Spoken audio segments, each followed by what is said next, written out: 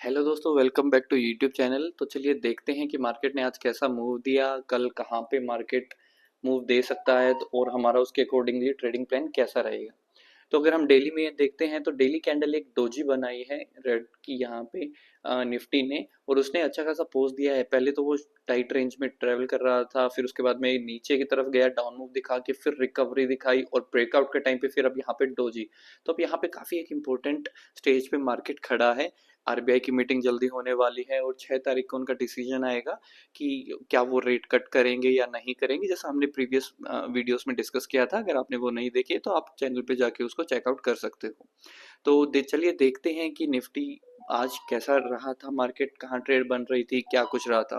तो जैसे कि हमने कल डिस्कस करा था कि जब भी मार्केट यहाँ पर एक अच्छी खासी क्लोजिंग दे देगा 5 मिनट के अंदर में, हमें 24,537 के ऊपर में क्लोजिंग देगा, तब हमारी वहाँ पे एंट्री बनेगी उसी कैंडल के लो के नीचे स्टॉप लॉस रख के। तो आज हमारी यहाँ पे एंट्री बनी भी थी, उसके बाद स्टॉप लॉस एक बार हंट करने आया, फिर दोबारा ऊपर की तरफ गया और बाद में एक बड़ी रेड कैंडल बनी थी और उसके बाद में हमारे यहाँ पे स्टॉप लॉस हिट हो गया था। मैंने टेलीग्राम चैनल पे वहाँ पे अपडेट भी कर दिया था, क्योंकि मार्केट को ऊपर जाने में बहुत ज़्यादा दिक्कत होने लग रही है।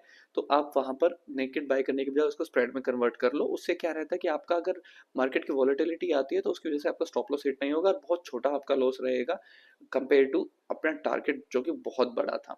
तो मार्केट ने, जैसा हमने डिस्कस करा था, गैप अप ओपन हुआ, नीचे आया, गैप फिल करते ही फिर दोबारा ऊपर जाने लगा और यहाँ पे एक अच्छा ट्रेंडिंग डे बन रहा था, लेकिन उसके बाद में ये साइडवेज हो गया।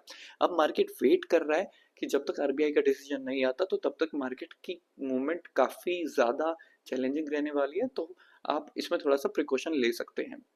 आज उसने ब्रेकआउट करना था, अगर नहीं किया है तो अब वो दोबारा साइडवेज चला गया है, इट्स ओके।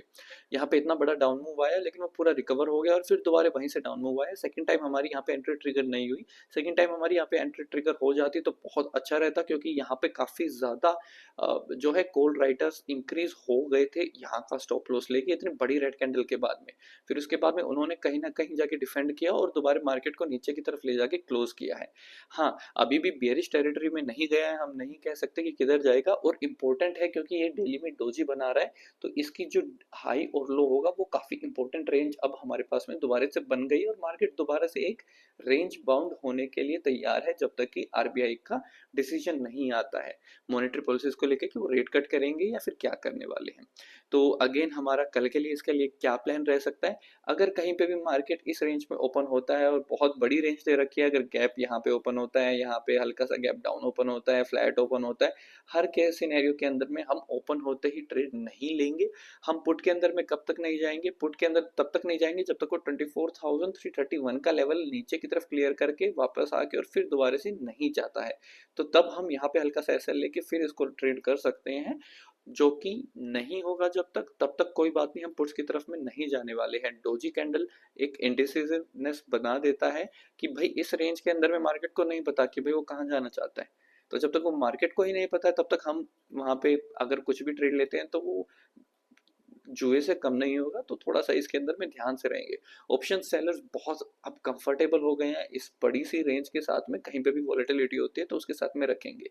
अब 5 तारीख को कल हमारी एक्सपायरी भी है निफ्टी की, बट सबसे ज़्यादा चांसेस जो रहेंगे निफ्टी की इस रेंज के अंदर में ही एक्सपायर होने के लिए होगा, क्योंकि अनडिसाइसिव है, डोजी बन चुका है। लोगों को लगेगा कि बहुत बड़ा यहाँ पर ब्लास्ट आने वाला है, किसी भी साइड आ सकता है, बड़ी मूव्स आई हैं, लेकिन नहीं, ऐसा नहीं होता। जब तक मार्केट एक रेजिस्टेंस या फिर सपोर्ट को क्लियर नहीं करता है तब तक एक बड़ा मूव आने की बहुत कम प्रोबेबिलिटी होती है, जब तक कि ऑप्शन राइटर तकलीफ में नहीं हो, ऑप्शन बायर्स को पैसा नहीं मिलने वाला है। यहाँ पे कॉल राइटर्स मतलब आराम से बैठे हैं और यहाँ पे पुट राइटर्स बहुत आराम से बैठे हैं, तो आप एक्सपेक्ट नहीं कर सकते हो आप फिर से ये एक साइडवेज ऐसा रेंज बाउंड वाला मार्केट यहाँ पर एक्सपेक्ट कर सकते हो। हाँ, अगर मार्केट ओपन होने के बाद में कहीं पर भी अगर ओपन होता है, साइडवेज में ओपन होता है, स्लोली स्लोली स्लोली यहाँ जाता है, नीचे आएगा, ब्रेकआउट देगा, फिर वापस आके सपोर्ट लेके फिर ऊपर जाएगा, तब इसके ब्रेक पे यहाँ पे हम ले सकते हैं ट्रेड अगेन छोटे से स्टॉप लॉस के साथ में। टारगेट हमारा बहुत बड़ा होने वाला है। और सेम इसके अपोजिट साइड में अगर हम देखेंगे, जब तक ऐसा सिनेरियो नहीं बनता उसके अंदर भी हमारा टारगेट अच्छा खासा नीचे की तरफ है। ये लेवल काफी इंपॉर्टेंट है, क्योंकि पिछली बार यहीं से मल्टीपल टाइम्स रेजिस्टेंस लेके मार्केट अच्छा खासा नीचे गिरा था और वापस आने के बाद में यहाँ पर अब इसको रिटेस्ट करने के लिए एक बार आ सकता है। लेकिन इतनी आसानी से इतनी दूर से आके स्पीड से इसको नहीं तोड़ने वाला है। हाँ, अनलेस यहाँ पे बहुत बड़ा गैप डाउन ओपन हो जाए और स्पीड से यहाँ नीचे जाने लगे, तब तक इन राइटर्स को यहाँ पे दिक्कत ही नहीं होने वाली है, जिसकी प्रोबेबिलिटी बहुत कम है कि भाई इतना बड़ा गैप डाउन ओपन हो जाए और सीधा चला जाए, क्योंकि अभी न्यूज़ आने वाली है, इवेंट पेंडिंग है। तो तब तक आपको ध्यान रखना होगा, पेशेंस रखनी होगी। ज़रूरी नहीं होता कि आप हर सेकंड ट्रेड लें, तो आपको वहाँ पर वेट करना होगा। तो चलिए अब देखते हैं कि बैंक निफ्टी का कैसा रहा था। बैंक निफ्टी का जैसे हमने ट्रेड का प्लान दिया था, बहुत सुंदर गया था, क्योंकि हमें पता था निफ्टी के अंदर रेजिस्टेंस है, लेकिन बैंक निफ्टी के अंदर रेजिस्टेंस नहीं है ऊपर की तरफ, तो वो बहुत स्मूथली मूव कर सकता है। जैसा हमने एक्सपेक्ट किया था कि मार्केट ओपन होगा, हल्का सा अगर गैप अप ओपन हुआ तो नीचे की तरफ एक बार मार्केट गैप फिल करने आए और फिर दोबारा ऊपर की तरफ जाए। तो जैसे ही उन्होंने यहाँ पर इस लेवल के ऊपर में क्लोजिंग दिया, जो कि हमने यहाँ पे डिस्कस किया था कि इसके ऊपर में, तब हमारी वहाँ पे एंट्री बन गई थी। छोटा सा उसके नीचे का हमने एसएल रखा था, जो कि बहुत ही छोटा था, कितने ही पॉइंट्स का होगा, मुश्किल से 73 पॉइंट्स का। और उसके अगेंस्ट में हमारा टारगेट वन था यहाँ पे, और टारगेट टू था और भी ऊपर, बहुत ऊपर। तो आप देखेंगे कि टारगेट वन बहुत स्पीड से आगे आज इसने कवर कर लिया था। मैंने टेलीग्राम चैनल पे भी अपडेट दे दिया था कि टारगेट वन आ चुका है, अब आप यहाँ पे पार्शियल बुकिंग कर लो या फिर ट्रेल करके अपना ऊपर की तरफ में ले आओ स्टॉप लॉस को। तो जिन्होंने पार्शियल बुकिंग कर लिया वेल एंड गुड, जिन्होंने ट्रेल कर लिया उसके लिए भी वेल एंड गुड, क्योंकि ये दोबारा से मार्केट रिकवर कर गया है, इतनी बड़ी कैंडल का भी रिकवर करके और भी दोबारा से एक ब्रेकआउट देके ऊपर अच्छा खासा जा चुका है। लेकिन अगेन उसके बाद में शार्प प्रॉफिट बुकिंग आप देख सकते हो इस बड़ी कैंडल में आया, लेकिन अभी भी ये बुलिश टेरिटरी के अंदर में है और अभी भी हमारा टारगेट पेंडिंग है ऊपर की तरफ में। तो अब हमारा प्लान क्या रहेगा, जिन्होंने एंट्री ले रखी है वेल एंड गुड, जिन्होंने नहीं लिया उनके लिए क्या प्लान रहेगा कि अगर मार्केट गैप डाउन ओपन होता है और हल्का सा ऊपर गैप कवर करके फिर अपोजिट डायरेक्शन में जाता है, तब बहुत अच्छा रहता है।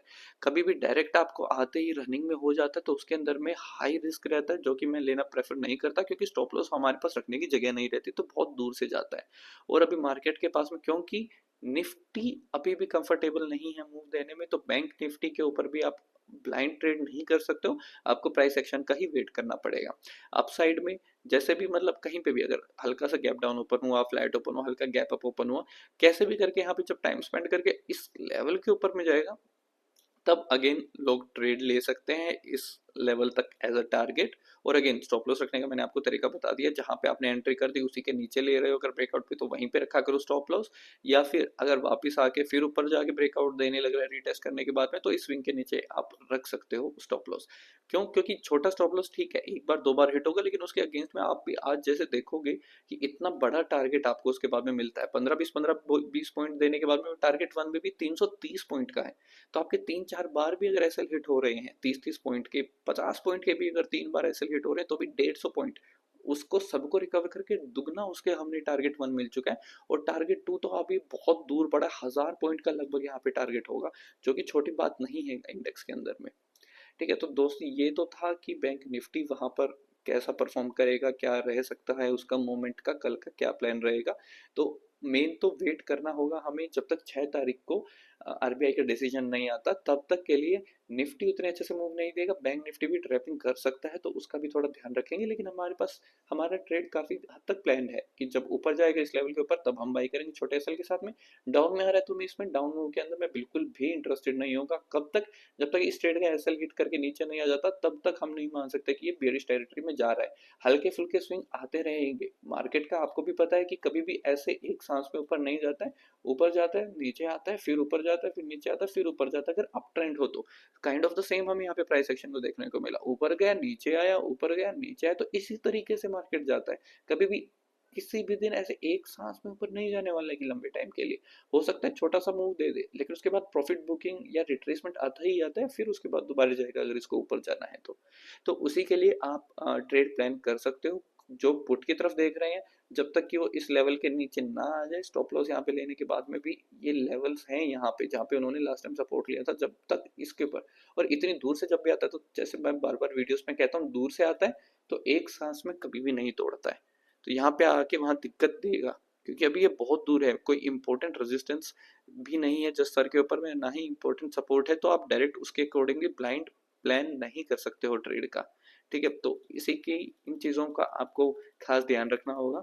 आई होप आपको ये वीडियो पसंद आई हो और कुछ आपको लर्निंग का इसमें से मिलने लग रहा हो। अगर आपने चैनल को सब्सक्राइब नहीं किया है तो प्लीज़ अब जाके सब्सक्राइब कर दीजिए, और अगर वीडियो पसंद आई है तो लाइक और शेयर करना ना भूलिए। साथ ही में बोनस में आपको मैं विक्स के बारे में भी जैसे बताता रहता हूँ, तो अगर आप विक्स को भी देखोगे अभी भी 14 और 15 के बीच में है। मार्केट में खुद अभी भी इनडिसाइसिवनेस बनी हुई है। तो जब तक मार्केट ही श्योर नहीं है तब तक आप क्यों रिस्क लेके श्योर हो रहे हो कि भाई एक ही साइड जाने वाला है, मार्केट ऊपर ही जाएगा या सिर्फ नीचे जाएगा। मार्केट को अपना काम करने दीजिए। जब मार्केट अपना काम कर लेगा उसके बाद में आप उसके साथ में जाएंगे तो ही आपको बड़ा पैसा बन सकता है। अदरवाइज आप इधर उधर स्टॉप लॉस देते रहेंगे। स्कैल्पिंग करने वाले स्कैल्पिंग कर सकते हैं, जैसे इन्होंने यहाँ पे आने के बाद में किसी ने यहाँ पे कॉल लेके ऊपर की तरफ स्कैल्प किया होगा। लेकिन अगेन ये बार बार स्कैल्पिंग करने का एक दिन बड़ा खतरा आएगा जो आपकी सारी कैपिटल ले जाएगा, तो उससे थोड़ा सा अवॉइड कीजिए। अपना रिस्क रिवॉर्ड को मैनेज करके रखिए, और मिलते हैं चलो फिर अगले वीडियो में। तब तक के लिए बाय बाय, टेक केयर।